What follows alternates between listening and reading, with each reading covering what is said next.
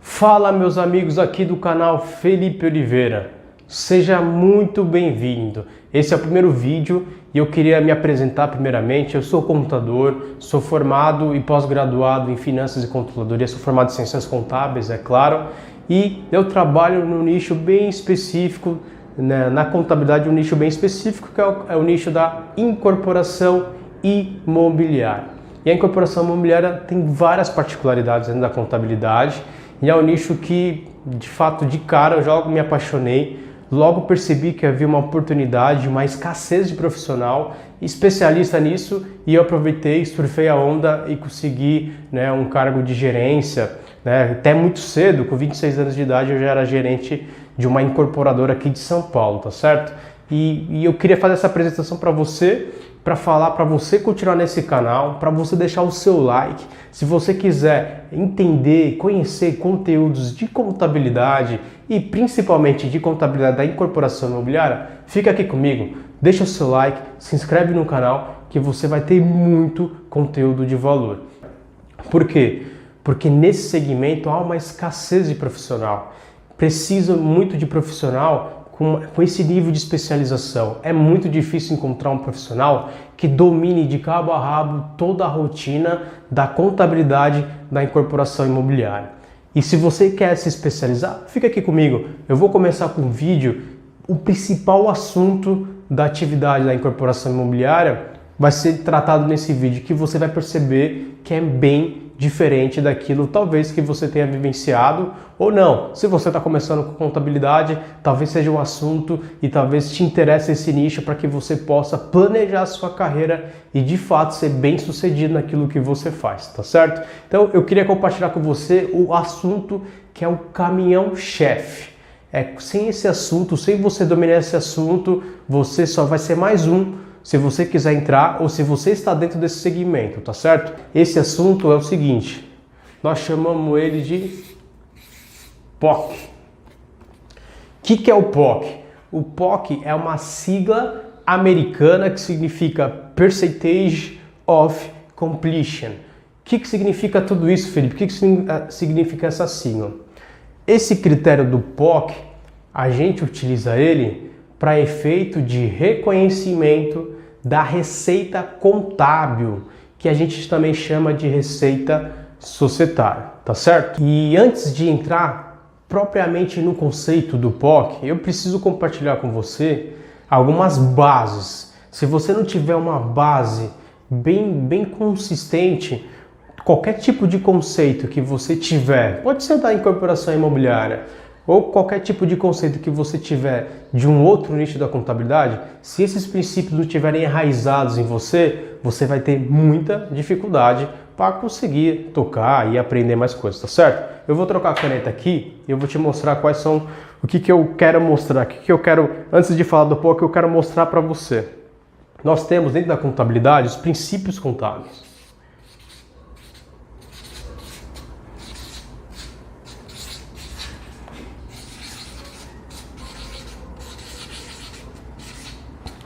Se você já trabalha com contabilidade, se você está estudando contabilidade ou já estudou, você já ouviu falar desses princípios contábeis, tá certo? E dentro da atividade da incorporação imobiliária, eu separei para você entender mais ou menos 3 princípios, pelo menos. E depois, no futuro vídeo, aí deixa o seu comentário se você quiser entender também dos outros princípios da contabilidade. E o primeiro princípio que eu quero compartilhar com você é o princípio da entidade.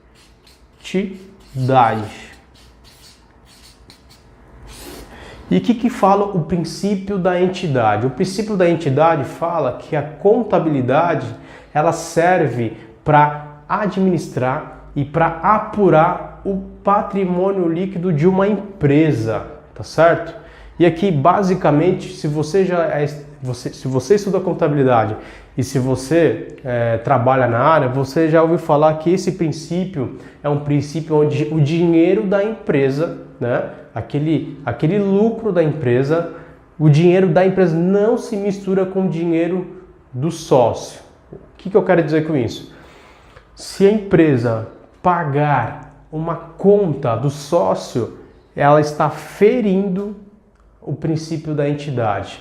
Não se mistura despesa, conta de sócios, dos sócios e conta das empresas. Isso não se mistura. Então, a partir do momento que a empresa ela faz esse tipo de contabilização ou de operação, pagando uma conta do sócio e não da empresa, ela está ferindo esse princípio da entidade. E também mais que tudo isso, tá? E provavelmente você já escutou isso em algum lugar, mas o princípio da entidade significa que a contabilidade, ela existe para quê? Para controlar e levantar todo o aspecto do patrimônio líquido de uma empresa, tá certo? Então esse basicamente é o princípio da entidade, e o princípio da entidade dentro da incorporação imobiliária é muito importante, porque tem que ter essa separação de conta do sócio e conta da empresa. Se o sócio quer pagar uma conta, que apure o lucro dentro do empreendimento, dentro da empresa, e distribua lucro para ele mesmo, ele pega esse dinheiro e vai lá e faz o pagamento das suas contas, tá certo? Então, o princípio da entidade, ele valoriza muito essa operação entre sócio e a empresa, beleza? O próximo princípio que eu quero compartilhar com você é o princípio da competência.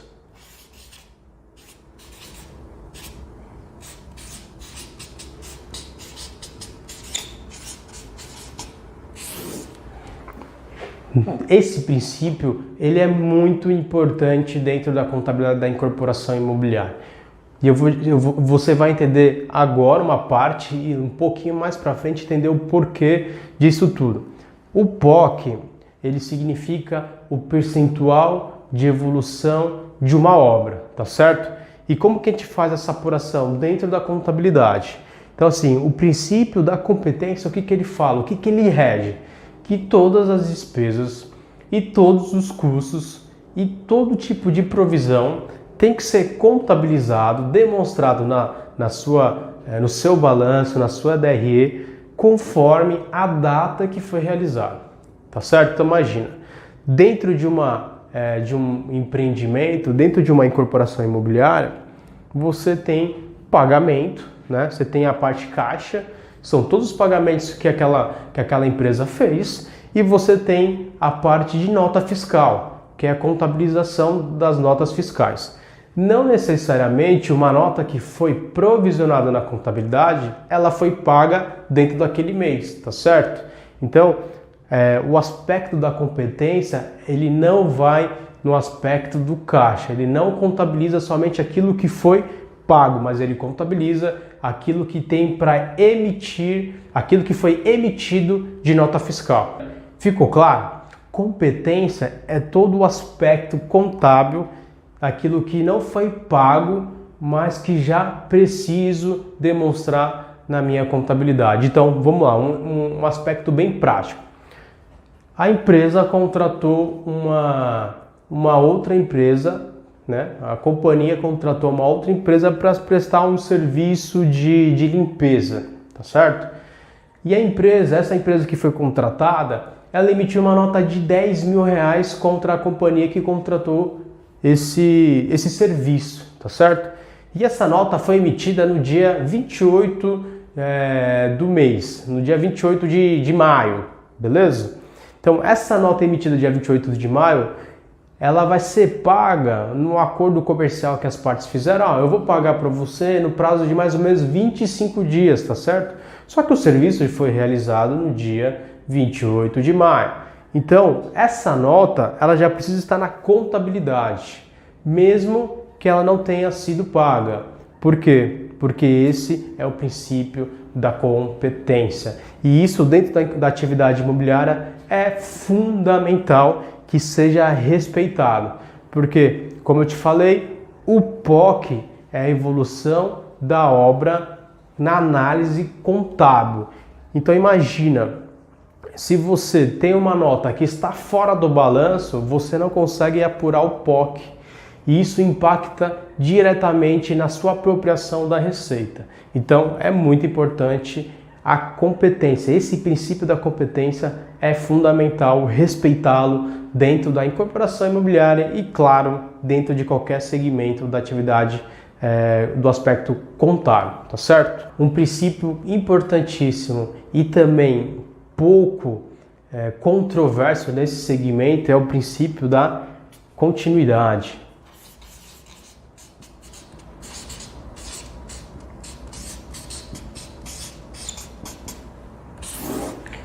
O princípio da continuidade. O que é o princípio da continuidade diz? Ele fala que a empresa ela precisa ter um começo e ela precisa gerar valor, ela precisa gerar operação que vai se estender de uma maneira perpétua. É isso que o princípio da continuidade fala. Dentro da incorporação imobiliária, o empreendimento ele não vive para sempre, tá certo? O empreendimento ele vive de 3 a 5 anos, de 0, né? Mas no máximo de 3 a 5 anos.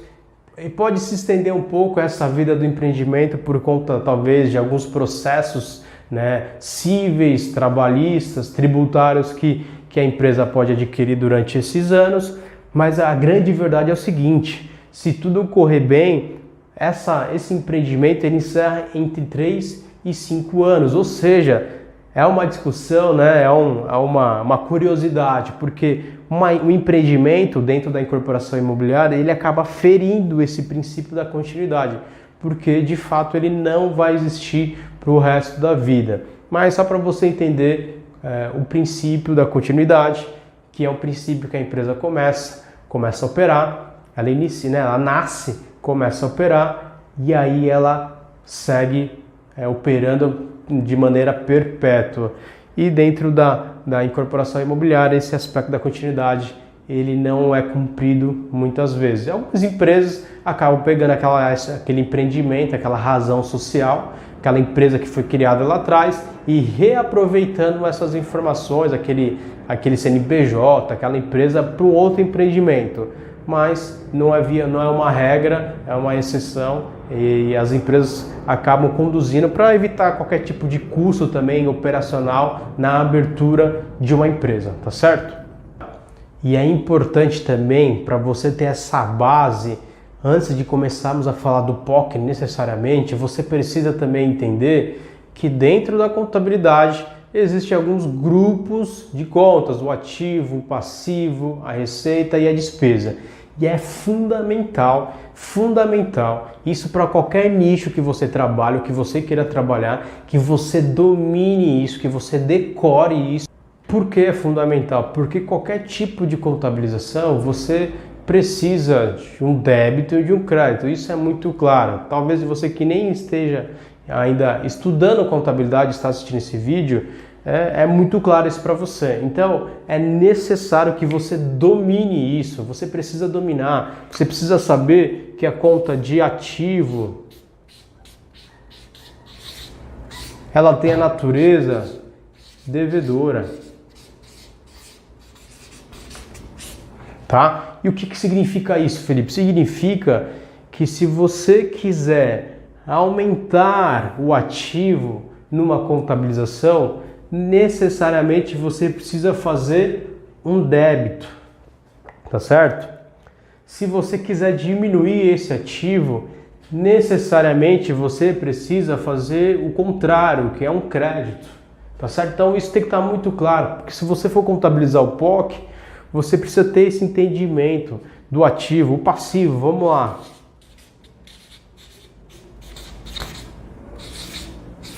A natureza do passivo é credora.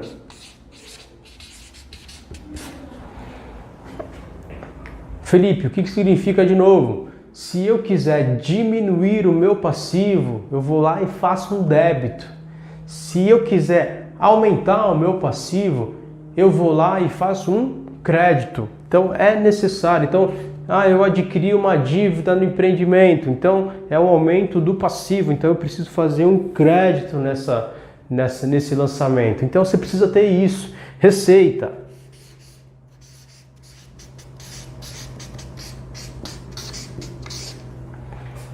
Natureza credora.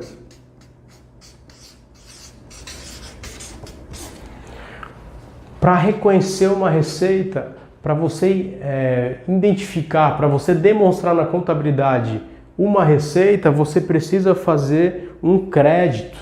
que vai ter uma contrapartida. Talvez, como se você vai fazer um crédito na receita, significa que você tem um dinheiro a receber. Então, se você tem dinheiro a receber, é porque você vai aumentar o seu ativo, é um direito que você tem.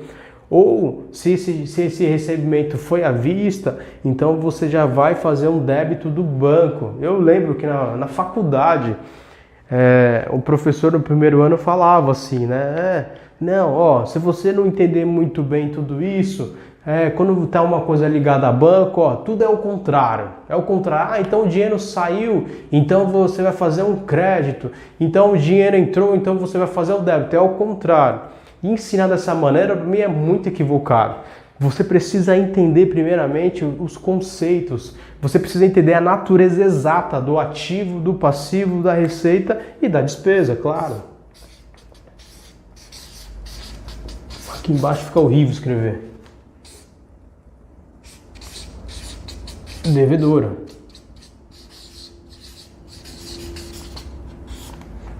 Tá certo? Então, para entender o aspecto do POC, você precisa ter clareza da natureza das contas contábeis. Óbvio que tem as suas exceções, né? Nós sabemos que uma amortização, pelo menos dentro do aspecto da incorporação imobiliária, a gente consegue imobilizar o estande de vendas. Esse é um assunto um pouco mais para frente. E aos poucos eu vou amortizando, eu vou pegando todo aquele custo, aquele estande de vendas, eu vou reconhecendo para o meu resultado. E quando eu faço isso, eu crio uma conta redutora do ativo e aí ele se torna uma conta credora. Mas isso são as particularidades. Na essência, ativo, passivo, receita e despesa, cada um tem a sua natureza e você precisa dominar isso, porque senão você vai errar qualquer tipo de contabilização que você efetuar, seja no meu nicho da incorporação imobiliária, seja no nicho que você trabalha ou no nicho que você um dia vai trabalhar, tá certo? E para você entender o POC, para você dominar o POC, uma coisa tem que estar muito clara na sua cabeça. Talvez você saiba, talvez você não saiba. Se você trabalha na área, você já tem esse entendimento, e você que não trabalha, talvez você não tenha esse entendimento. Existe uma diferença entre uma empresa que constrói, que a gente chama de construtora, e uma empresa que incorpora, da incorporação imobiliária, que é o meu segmento, tá? Então, vamos lá. A gente precisa definir, deixar claro isso também, esse entendimento pra gente. Então, construtora versus incorporadora.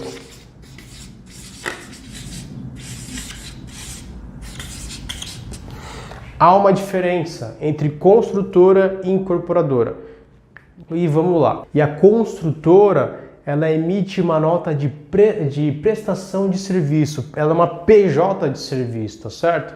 É aqui que ela emite o faturamento dela, o quanto que ela vai cobrar daquele empreendimento para construir ele. Então aqui ela já coloca todas as suas despesas com o pessoal que tá trabalhando na obra, e ela já inclui também o seu lucro nessa nota fiscal. Geralmente, essa emissão da nota fiscal, ela é com base na medição da obra. Então, conforme a obra vai evoluindo de maneira física, quando vai lá, tem uma medição na obra, né? A pessoa, nossa, evoluiu, não, já executamos, sei lá, 10%. Então, a construtora emite uma nota com base nesse percentual de evolução da obra, tá certo?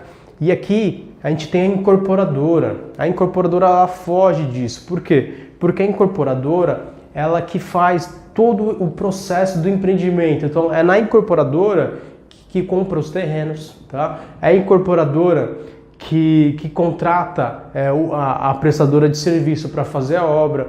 É a incorporadora que paga as taxas de prefeitura, que contrata fornecedores para fazer terraplanagem do terreno, para deixar o terreno limpo. Ou seja, a incorporadora, ela trabalha no aspecto administrativo, ela organiza todo o empreendimento para que o empreendimento suba, tá? Não necessariamente ela coloque a mão na massa para construir, mas ela tem um aspecto de back-office, ela trabalha nos bastidores para que aquele empreendimento aconteça. E é a incorporadora que que trabalha nessa parte na emissão do contrato para o cliente, é a incorporadora que deve contabilizar o contrato do cliente. Então a receita da incorporadora é uma receita do contrato. Contrato cliente. Tá certo? Que é cliente, tá? Então assim, a incorporadora ela emite o contrato para o cliente e esse contrato ele é contabilizado através do aspecto e da metodologia do POC. É importante falar de um termo na contabilidade da incorporação imobiliária que a gente chama de VGV. Esse VGV significa valor geral de vendas. O que é o VGV? O VGV nada mais é que a soma desses contratos aqui. Todos contratos de venda. Tá certo? Então essa figura, para você que trabalha na área, seja habituado, e você que nunca viu, é muito importante. O VGV significa valor geral de venda, que é o acúmulo, né, é o montante de venda daquele empreendimento dentro da incorporação imobiliária. Ou seja, se eu vendesse todos os meus contratos, vendesse todas as minhas unidades para os meus clientes hoje, qual seria o total do meu VGV, meu valor geral de vendas? É isso. Então o VGV é importante por conta disso. Esse é um aspecto, o VGV tem um aspecto financeiro muito importante de divulgação do empreendimento. Então as empresas, as companhias de capital aberto, elas divulgam muito o VGV. É uma métrica fundamental e importante para o investidor analisar uma incorporadora, uma companhia, tá certo? Então o VGV ele tem esse aspecto de importância. Tá? Então, quando vai divulgar o número para o mercado, fala assim, esse ano a companhia lançou o VGV na casa de 2 bilhões. Então, ou seja, ela pegou vários terrenos, ela incorporou vários empreendimentos que juntos vão gerar, se vender todas as unidades, um montante de 2 bilhões de reais, tá certo? Então é importante você ter isso. Por quê? Que é com base nesses contratos aqui dos clientes que a gente vai aplicar o critério de reconhecimento do POC. Então vamos lá, sem demais delongas, vamos para o POC. Então falamos do contrato dos clientes, perfeito? Então vamos lá. Imagina contrato de venda.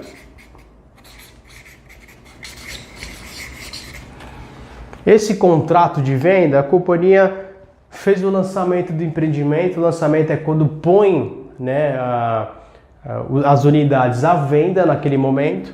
E imaginemos que ela vendeu uma única unidade, tá certo? Ela vendeu essa unidade a R$400 mil. Tá certo? Beleza. E em outros segmentos, talvez esses R$400 mil deveriam ser contabilizados como uma receita de cara, tá? Mas dentro da incorporação imobiliária, esse valor de R$400 mil ele não vai ser lançado de cara. Ele vai ser aplicado o POC. Lembra do POC? Ele é um percentual. Percentual de evolução da obra. Felipe, ok, você está falando desse POC há um tempão, mas como que eu aplico, como que eu chego nesse percentual de obra? É muito fácil, é muito simples. Você primeiro precisa ter o custo orçado.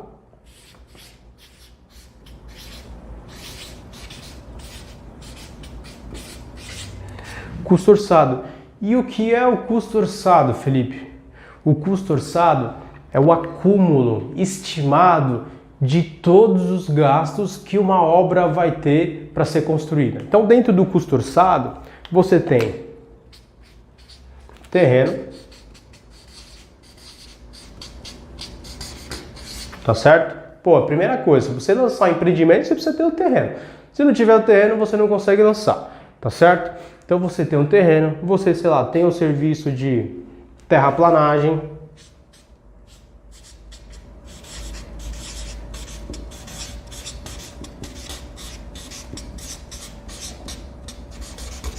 que é o pessoal que vai, você vê que minha letra vai descendo, né?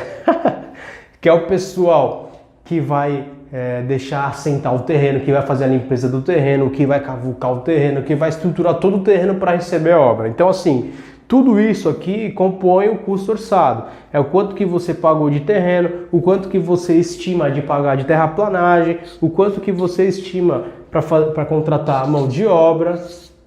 O que é a mão de obra? O serviço do empreiteiro, da construtora. Então, todos os custos diretos ligados ao empreendimento, eles são identificados como custo orçado. Então, imagina que todo esse empreendimento a gente chegou no valor de, na faixa de, sei lá, 100 milhões. Você vai gastar 100 milhões para fazer esse empreendimento, tá certo? Perfeito, Felipe. E para chegar no percentual do POC, você precisa de uma outra figura, que é a figura do custo incorrido. Vou virar aqui, é mais fácil. Então a gente precisa da figura do custo incorrido.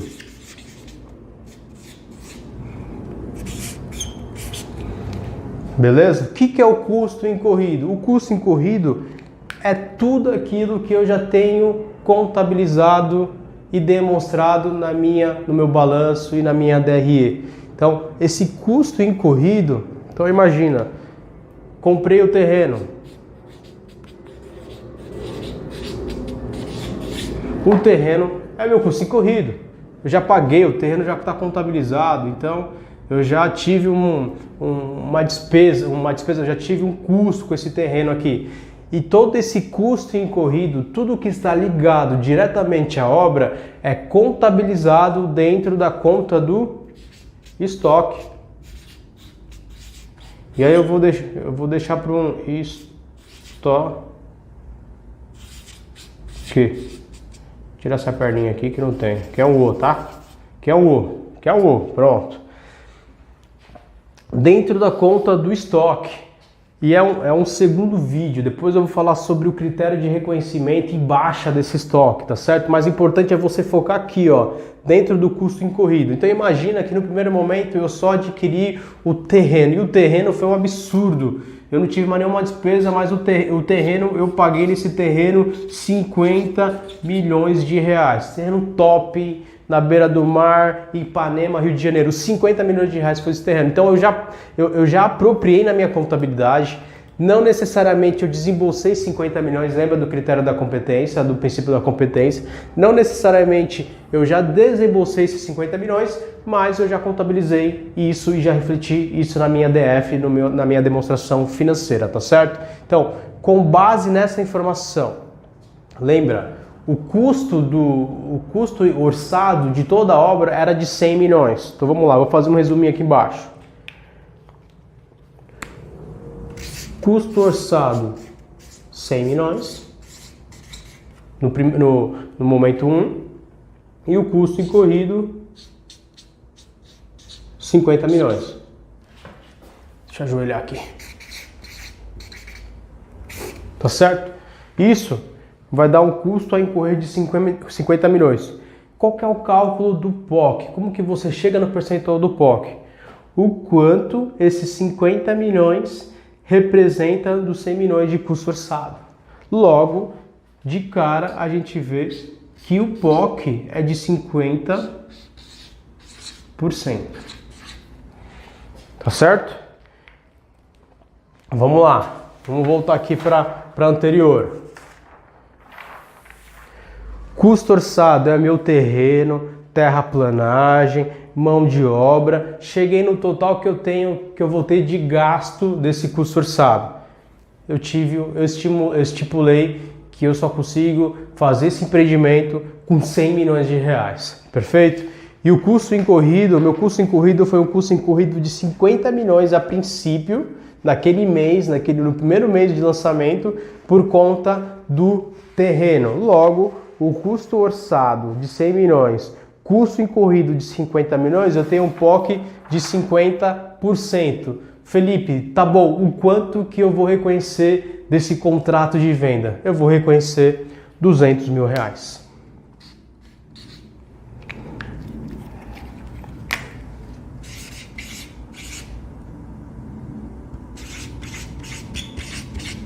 Que representa 50%, o POC representa 50%. Perfeito? Tá certo? Se você não entendeu, volta um pouquinho, dá uma olhada, porque resumindo é isso.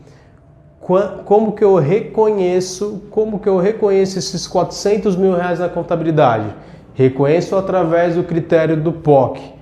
Como que eu chego no percentual do POC?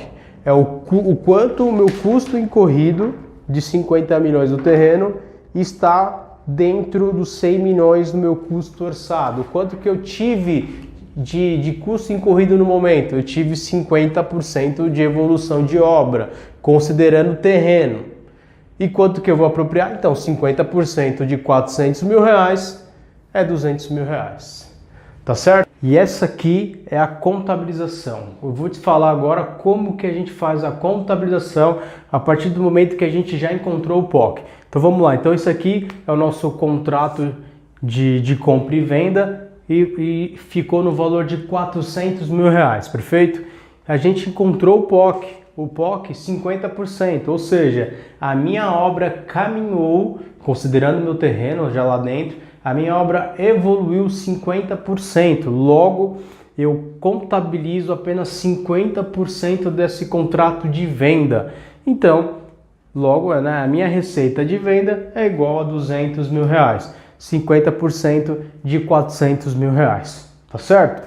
E aqui, essa aqui é a conta contábil, então eu vou fazer um crédito na conta de receita dos imóveis vendidos em R$200 mil, e aqui eu vou fazer um débito no cliente de R$200 mil, considerando que eu fiz uma venda e eu não recebi nada, tá certo? Então, essa é a contabilização, é dessa maneira que é informado dentro da incorporação imobiliária. A gente não contabiliza o contrato 100% de uma vez, a gente só contabiliza aquilo que teoricamente a incorporadora tem direito, que é o 50% desse contrato, porque o 50% ela já incorreu de custo. Tá certo? Então, essa é uma dica aí para você, mais um tema da incorporação imobiliária. E se você gostou, deixa o seu like aí, pô, não custa nada, deixa o seu like. E se você quiser ver mais conteúdos assim, com certeza eu vou publicar. Comenta mais também, faça seus comentários aí abaixo e nos deixa se inscrever. Se inscreve, aciona o sino, que com certeza você vai receber mais informações desse segmento. É um segmento totalmente promissor agora, nesse ano de 2019, com a economia voltando à tona e muito capital entrando nesse segmento, o empresariado apostando forte que vai voltar a retomada da construção civil, da incorporação imobiliária. Então, talvez faça sentido para você no futuro próximo, aí, se você quiser entrar na área, tá certo? Então, muito obrigado. Abaixo está todos os meus contatos do LinkedIn, do Instagram, do Facebook, o meu site também. Eu espero ter ajudado você. Então, eu vejo você no próximo vídeo. Até mais, um abraço.